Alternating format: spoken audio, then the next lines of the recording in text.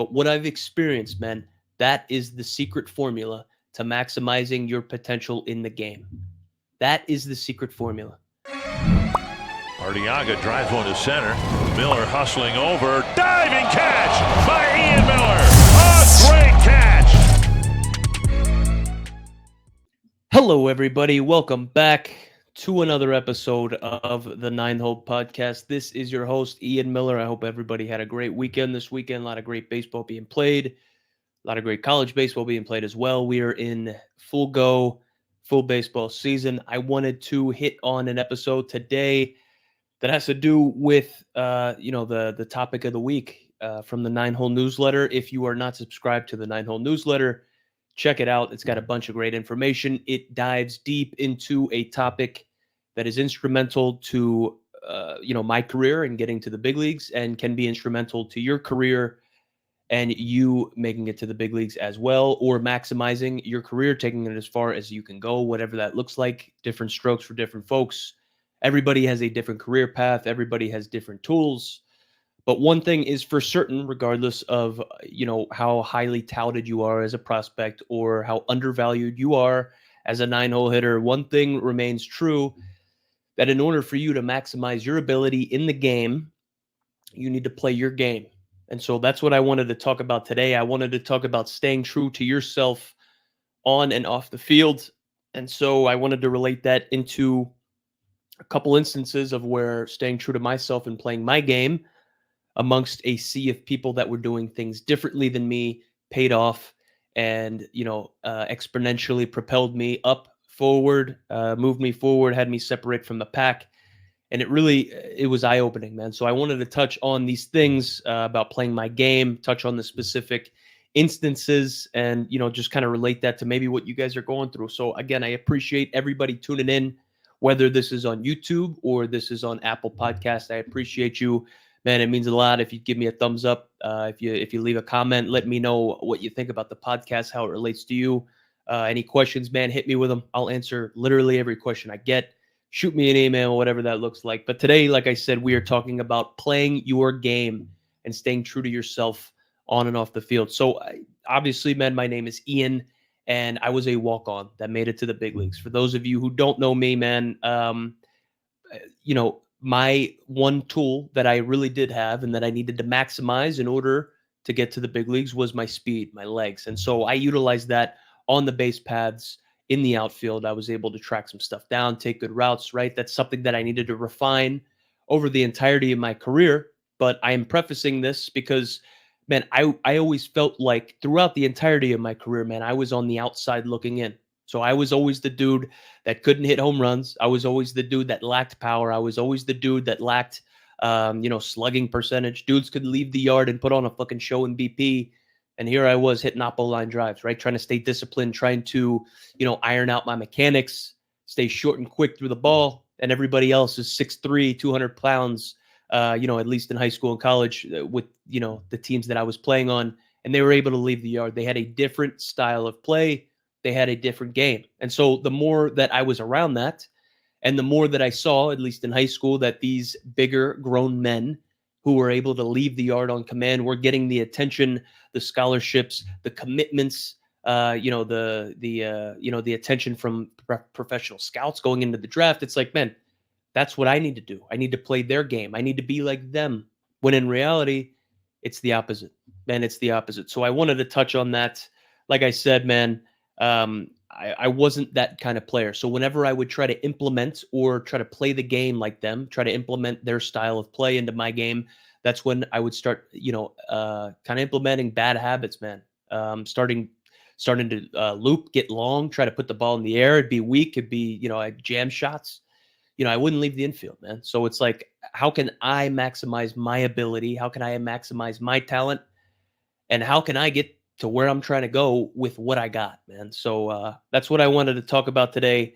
I felt like, man, my development, like I was always behind with it. I did not hit my first home run out of the park until my sophomore year of high school, Legion baseball. And even then, man, they questioned it. The officials, the umpires had to stop me at second base. They thought it was a ground rule double because the ball snuck under the fence. That's what they thought. They couldn't believe that I left the yard. And so my first home run ever out of the park, I had to stop at second, and then I did my trot home after they said, it's a home run. There's no way for the ball to go over the fence or under the fence, excuse me. So I felt like I needed to play somebody else's game in order to have the success that they had. And so that was really detrimental to what I was trying to do.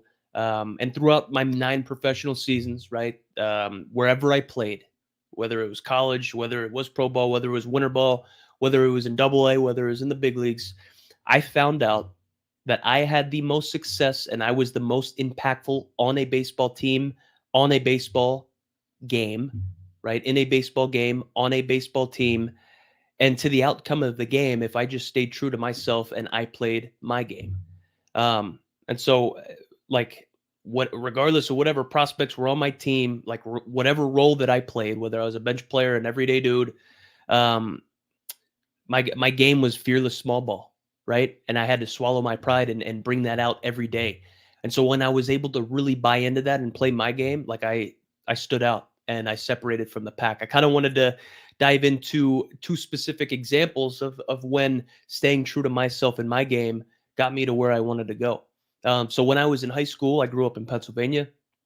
There was something called the Carpenter Cup, where so every county had their own team in the Carpenter Cup, and so every county from Pennsylvania, Delaware, and New Jersey came together in this baseball tournament. And so I was on Chester County's team in Pennsylvania, and so I was representing Chester County. My junior year, I didn't make the team. Senior year, I got in there. I snuck in there somehow, man. And I remember it was a legit tournament and it was a legit team. All the top talent in the county, dudes that had scholarships, they were committed to go somewhere. These were men. They had full beards and shit. Like they were on top of their stuff. With that said, these guys had pop. These guys had power. They were able to do stuff with the bat and at the plate that I wasn't yet able to do. I was a late bloomer. Man, I was just a little scrawny kid, little skinny kid that could run fast. And so everybody was bigger than me. Everybody had more confidence. And they all played, pretty serious baseball up into this point for serious teams, man. And everybody could leave the yard with ease in BP. And so they were there to impress scouts or recruiters and try to make a name for themselves. And I was no different, man. And so, like, this tournament, we might only have one game because if you lose, you get eliminated. So I'm in this legit tournament on this legit team. I got this legit chance. I am surrounded by a bunch of legit dudes that play baseball at a legit level, at a high level. And I need to stand out and I need to separate myself from those guys that can leave the yard and BP, man. So I only had an at-bat or 2 to do it. And so the pressure's on. How do I do it? Man, we had, 18 guys. We had 18 position players. Actually, it might have been 16. So the first 8 started, and then after the halfway point, they rotated the lines, man. So I came in off the bench right around the 4.5 inning mark, fourth or fifth inning, man, and I ended up getting 2 at-bats. I came off the bench, and I ended up grounding into a double play. I saw how everybody else was taking batting practice. I saw what everybody else was trying to do. They were trying to hit 2 home runs in one at-bat. With one swing of the bat, they were trying to hit 2 home runs, right? They were trying to do too much. They were trying to muscle up. They were trying to stand out, and they were trying to showcase their power. They were trying to showcase their strength and their bat-to-ball skills. And, man, everybody was struggling. Everybody was getting diced up. We were losing, and, man, no one was making anything happen, right? So my first at-bat, I come in off the bench, and I ground into a double play, like the one chance that I might have in front of these college coaches, these professional evaluators. And here I am grounding into a double play, man on first and third with 1 out. And we're losing, right? So it comes up in a big spot, and I just can't get the job done, dude. So after that first at bat, I was scuffling. Like in my mind, I'm like, dude, what's going on? I'm kind of missing out on my chance. What am I doing? And going into that second at bat, I decided to play my game, right? What does my game look like? It is fearless small ball, man. So I remember getting up there, my last at bat. I was fortunate enough to have a second at bat, and I laid a bunt down on the first pitch.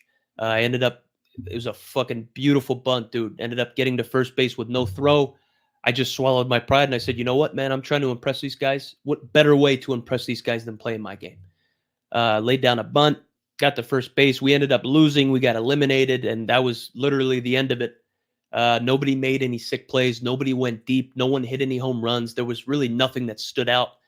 It was a pitcher's duel, right? It was a pretty boring baseball game. If you're there to see pitching, I mean, you got your money's worth, man. But we ended up losing, and I remember we huddled up in the outfield. That the coaches kind of took the team. Everybody huddled up, and I got praise from the coaches. They said, "Hey, Miller, it's a fantastic bunt, man. That really stood out to us.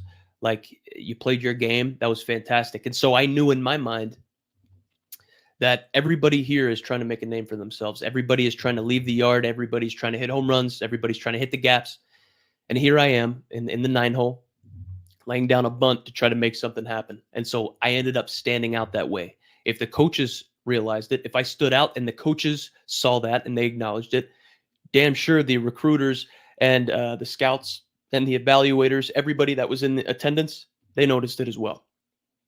Turns out that was the one and only time that I got to play in front of the Wagner College head coach, Joe Laterio at the time. That was the one and only time that he got to see me play. And so I was an unrecruited, pretty much Division I walk-on.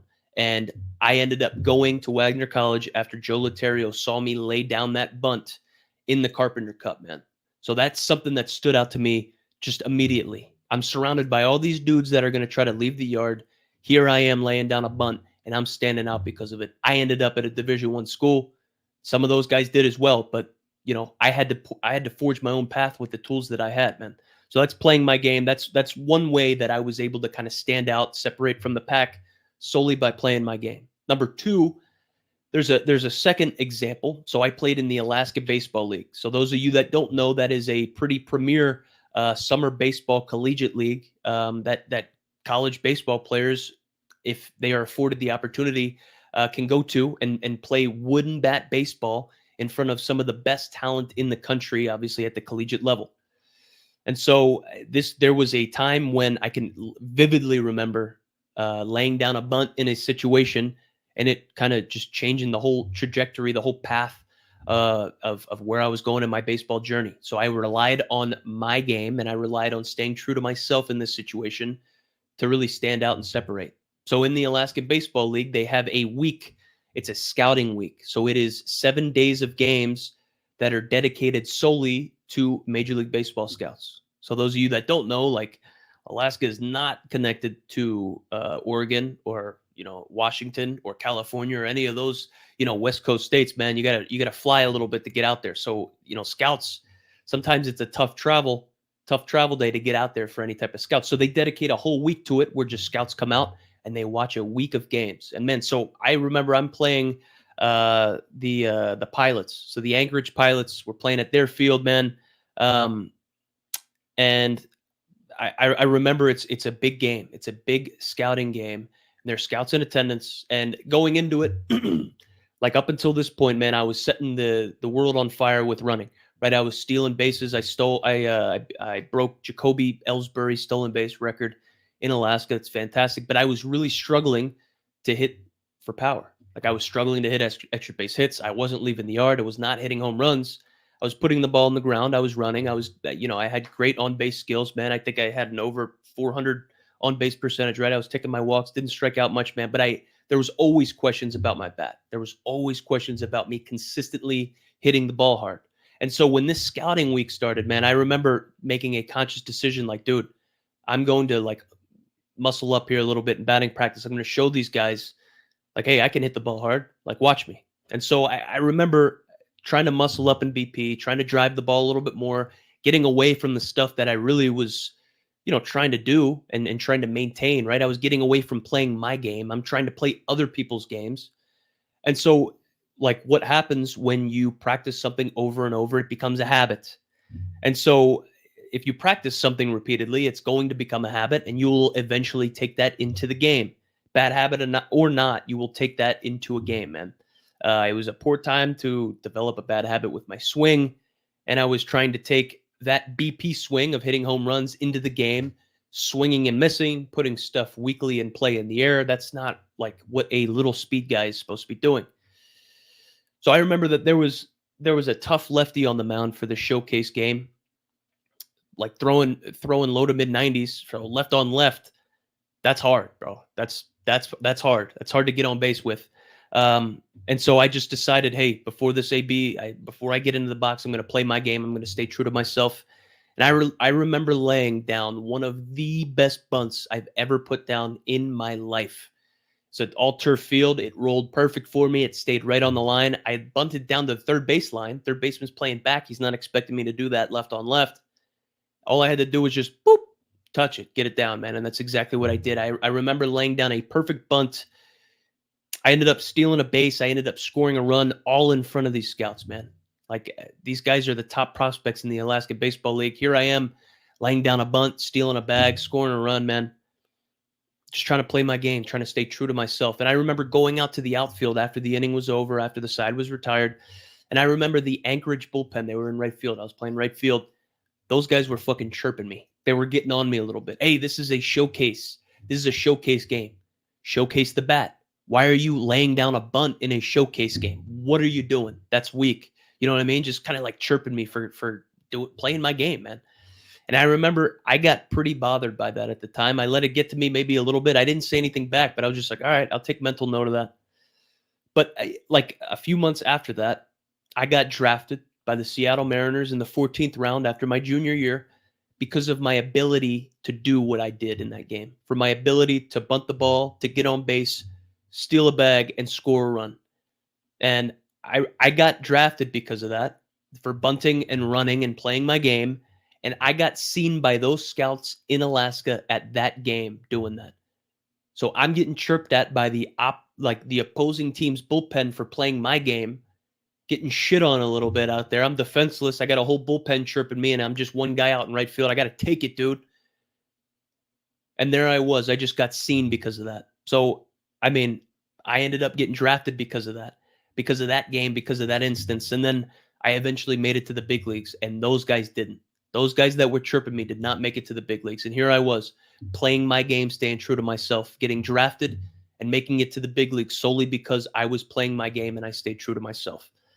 So the moral of the story, man, is like everybody's going to have their own individual way that they get to the big leagues. Everybody's going to have their own individual skill set that's going to get them to college, whether you're a walk-on or you're a D2 full, like whatever it is, whatever division you go to, however you maximize as far as your career will take you. Like, everybody's going to have their own path. Everybody's going to have their own skill set. Everybody's going to have their own tools, man. But if you focus on playing your game with the tools that you have, and you focus on refining your skills and repeating your mechanics until you can do it over and over again without even consciously thinking about it, and you do that enough times without distractions or interruptions, the sky is the limit. In my opinion, in my non-expert opinion, but what I've experienced, man, that is the secret formula to maximizing your potential in the game. That is the secret formula. If you focus on playing your game with the tools you have, if you take time out to refine your skills and repeat your mechanics until you can do it over and over and over and over and over again unconsciously, you don't think about it, and you do it enough times without distractions or interruptions, man, you can go wherever you want in this game. That is the secret formula. It's going to be difficult to play your game when you are among other more talented individuals that play the sport at a higher level. You are always going to be on teams with players that are better than you. You are always going to play on teams with players that can hit the ball farther than you, that can do different things than you, that can do better things than you, right? That's just the nature of the game, man. But if you focus on playing your game and staying true to yourself and your skill set, you can maximize and you can separate from those guys that are better. I did it. You can absolutely do it if you stay true to yourself, man. The second that you start trying to play like somebody else, or the second that you start trying to play somebody else's game, you lose. You lose. Plain and simple, man. There's no other way around that. There's some other stuff I wanted to touch on, man. I kind of wanted to keep this brief, but there is a Division I baseball player right now who is a freshman in college. At a mid-major, he's doing absolutely fantastic as a freshman.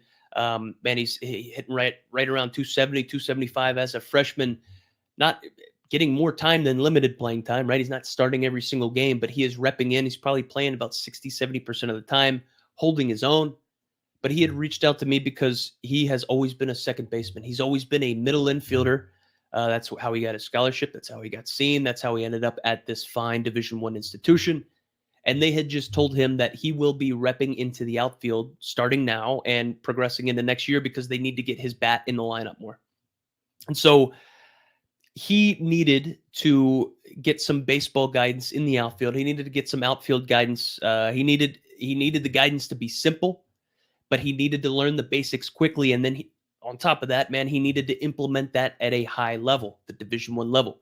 So this is the abbreviated breakdown of what I told him. I'd like to share with you guys maybe something that I talk about here in the outfield translates, and you can take something that I say here and implement it into your game. This is how I played the outfield. This is how I played the outfield from when I started my junior year of high school to playing Division I baseball at Wagner College, to getting drafted, to playing in the minor leagues professionally, to playing in the major leagues. This is how I played the outfield. These were the rules that I lived by. Check this shit out. So your pre-pitch gather, if you want to keep it simple, if you're an infielder about the trend, like go out into the outfield, your pre-pitch gather and your pre-pitch routine is the same in the outfield. If you do one step hop, or you just do a fucking hop when the ball's entering the hitting zone to get ready, keep that same mentality, keep that same composure, prepare the same way that you would there, right? Get ready the same way, man. That pre-pitch gather is the same. So being a defensive center fielder like I was, I told him, this Division I freshman, that you either take away everything hit in front of you or you take away everything hit behind you. But you can't have both unless you're Byron Buxton. Everybody knows who Byron Buxton is. He is one of the most elite defensive center fielders ever. And I was fortunate enough to play with him in the big leagues my first year up there. And it was electric, the shit that I was able to learn from him. I was able to pick his brain every day. He was on the bench. I was on the bench. He was hurt. I really wasn't playing. So I was able to just consume everything, ask him a million questions, man. And so you need to make a conscious decision. Am I going to catch everything in front of me? Or am I going to catch everything behind me? Because you can't do both. You can't take away both unless you're Byron Buxton, right? So like if I played left field for John Lester, and John Lester's playing, he's pitching against a lefty. He wants the off outfielder, the left fielder, to be in. He wants me in because he wants nothing to drop in front of me. If anything's hit over my head, that's on John Lester. And he was pretty adamant about saying that. So if we want to keep it simple in the outfield, right, and keep it actionable, we need to make a conscious decision. What's our strength? Are we better at going back on the ball, or are we better at breaking in and reading it right off the bat? We have to take one away right off the bat. You want to be an elite center fielder, you need to take one of those away. But you can't have both. You can't have both. In my defense, I was more comfortable going back on a ball and relying on my speed as opposed to breaking in and having the read. Right? Sometimes I'd struggle with my reads, but I could rely on my speed to go back and go get the ball, or go in the gap and go get the ball. So I made a conscious decision. I would play in, and I would fucking take everything away from me. Nothing is dropping in front of me. And then if something's hit over my head, well, that's on the pitcher. Why are you leaving something out over the plate to get shellacked, right? And I'd go run it down. But you need to make a conscious decision. Are you the type of outfielder that's going to take everything away in front, or are you going to make sure nothing lands behind you? But you can't have both. Once you start trying to take away both, shit's going to fall. It's tough to cover all that outfield grass, man. So you need to make sure you are consciously taking one of those away.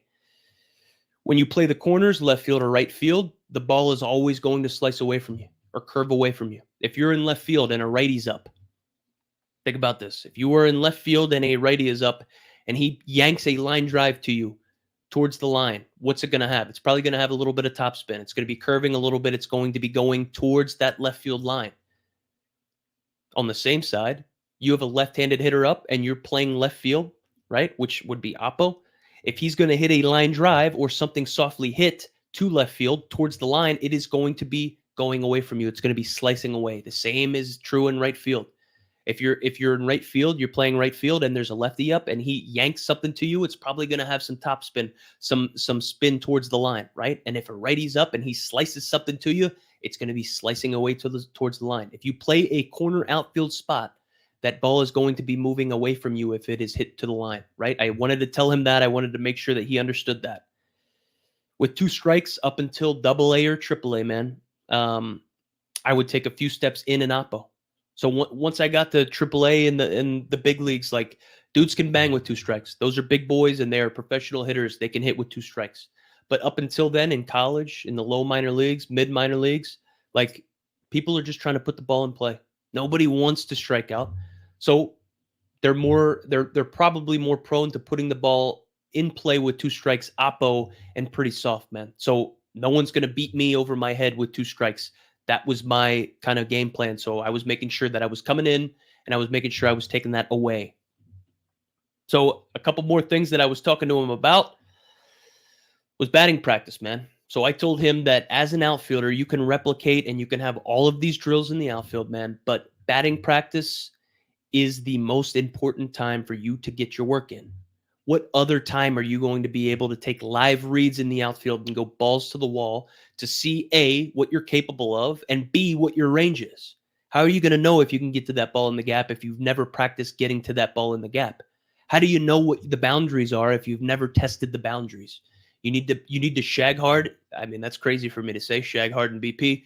You need to take BP full speed. That's a better way of saying shag hard and BP, right? Take BP full speed, man. It is the most important time to get reads in.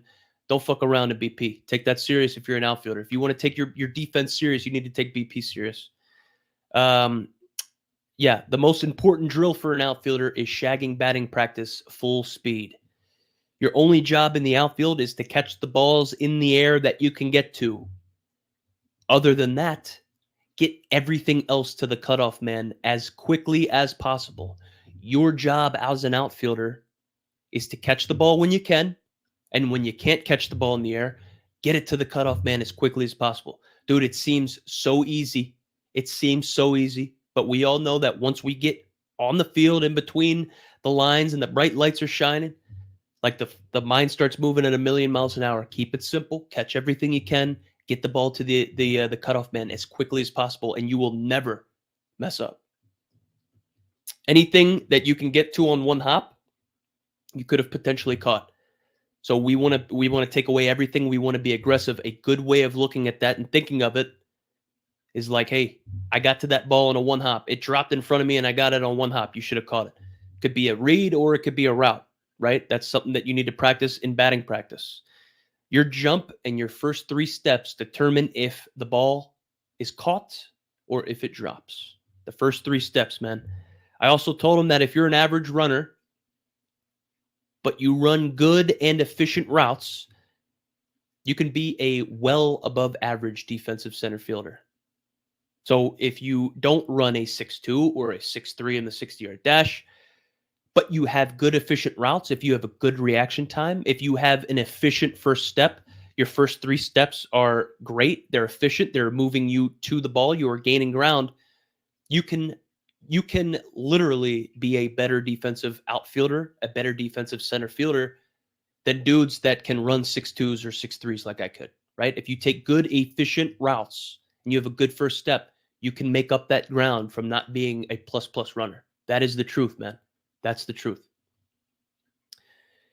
Another big thing to utilize in batting practice, man, we talked about batting practice being key for defensive outfielders or any type of outfielders, right? Center fielders, left fielders, right fielders. You need to practice looking off the ball, man. So take a route, go live for a pitch or two, and if something's hit to you, make your break to it, look at it, look off for 2 or 4 steps, and run to where you think the ball's going to go. That is fantastic practice for an outfielder. Albert Almora, ex-World Series champion with the Chicago Cubs and one of the best defensive center fielders I've literally ever seen and played against. He does that in batting practice. He came on the 9 hole and he preached that, man. Look off the ball. Practice looking off the ball in batting practice. You're going to need to do it at some point. Padded walls will not hurt you, but you need to know how the ball caroms or bounces off of that wall before the game even fucking starts.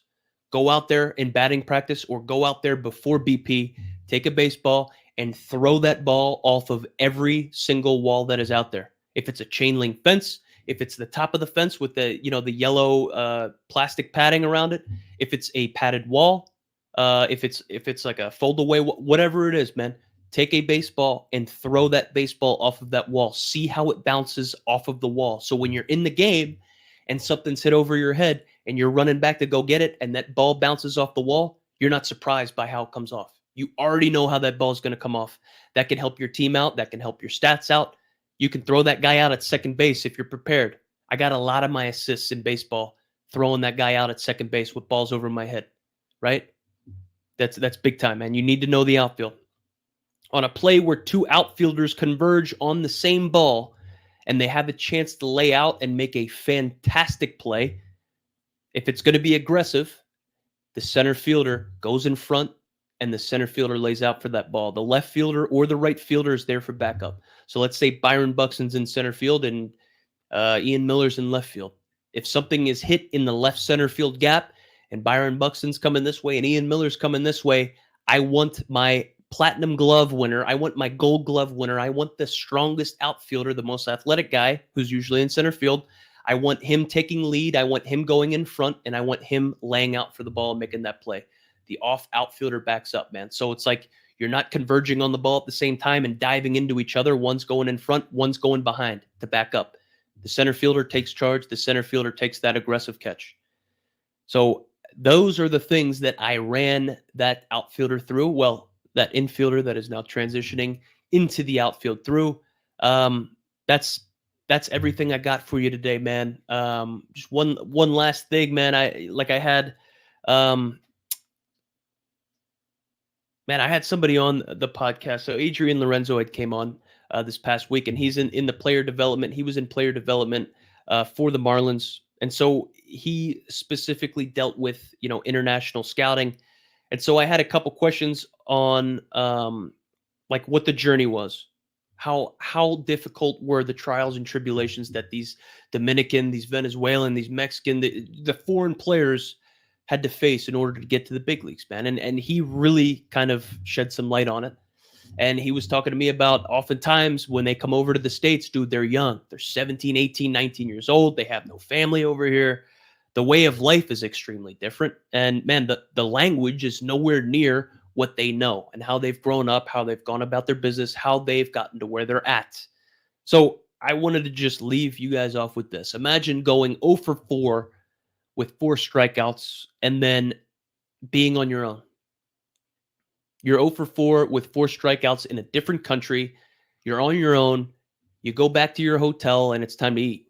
So you go to McDonald's and you're trying to order some dinner, but you don't know the language. So you can't even order something, right? These are the kind of things that these guys are fucking dealing with in order just to chase their dreams and get into the big leagues, man. The best opportunities in baseball are here. The best opportunities in the game of baseball are in the United States, man. And so we'll never have to worry about being in that situation. I've gone to play baseball in Mexico. The best opportunities are here in the United States, man. Imagine getting the scouting report on the starting pitcher today in a game that matters in Spanish. So you've never, ever seen this pitcher before. You've never heard of him. But there are evaluators in the stands making decisions on your career today. And the only info that you've got on this guy is in a foreign language. Do you think you'd be able to compete? Do you think you'd be able to keep your head on straight and overcome this shit? Do you know how good you have it today? To play baseball on a field in the comfort of your own hometown, your own home field, your own home country. Man, this is where the opportunity is. And you get the opportunity to put a uniform on and you get an opportunity to go play the game and try to further your career in front of the right people. This is where the opportunity is in the game of baseball here in the United States. And each day you get to put a uniform on in the United States, regardless of the level. That's a chance that you get to play in front of somebody that could potentially change your life, change your career, give you an opportunity. And some other kid is begging for that opportunity in a different country, and they don't get that. So you need to make sure that you are grateful for the opportunities you have. You need to understand how good you have it here playing baseball at whatever level you're at, even if you're not getting the playing time you want, even if you're not in the role that you want to be in, even if your stats aren't where they're at, where you want them to be. There is another kid in another country who is scratching and clawing just to come over here, just to put on the uniform that you have on, man. You need to take every day as, it's a blessing to be able to play the game at whatever level you're at. I just wanted to kind of put that into perspective for you guys. I appreciate everybody, as always, for tuning in here to the 9-Hole podcast. We got 2 major leaguers coming up here on Wednesday. We got Zach Granite, who played in the big leagues for the Minnesota Twins. He played at Seton Hall University. And then after him, he'll be followed by Nick Deeney, who was a catcher for the Kansas City Royals. He's been on here a couple times. I'm going to have him on at least once a week moving forward. I like what he's about. I like him, man. I like how he talks. I like how he goes about his business. We look at things the same way. So I'm excited to incorporate him a little bit more here moving forward. I appreciate all you guys for tuning in today to the 9-Hole podcast. I will catch you guys again soon. Take care, guys.